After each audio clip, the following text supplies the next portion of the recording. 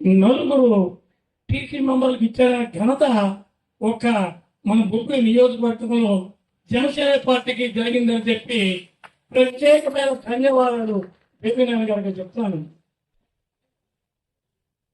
ఎంతో మంది false news ఇస్తుంటారు. బొబ్బిలికి రావాల్సినది పోయారా, రెండు స్లిప్లు 2 కంప్లైంట్ రాద్దాం స్వామి గారి మీద అని చెప్పి కంప్లైంట్ రాశారు.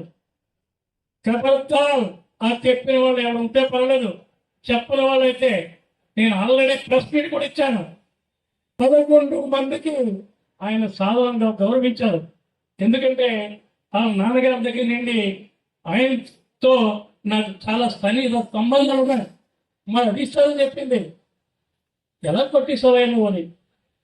శ్రీకాకుళం జిల్లాకే లేదు, విజయనగరం జిల్లాకే లేదు, ఒక బొగ్గు నియోజకవర్గం వచ్చిందంటే రకరకాల చెప్పారు. అంటే నాకు ఎంత మహాగౌరవం ఇచ్చినటువంటి బేబీనారాయణ గారికి ఒక జిల్లాకి అధికారి అయ్యాను, ఒక ఐఆర్ఎస్ ఆఫీసర్గా అయ్యాను. కారణం ఎలాగైతే వ్యవసాయంలో కష్టపడతారో అలాగే మా నాన్నగారు కష్టపడి చదివించారు. అంటే ఈ రైతు తన కష్టం మీరు చెప్పడం కోసం ఈ మాట చెప్పగలను.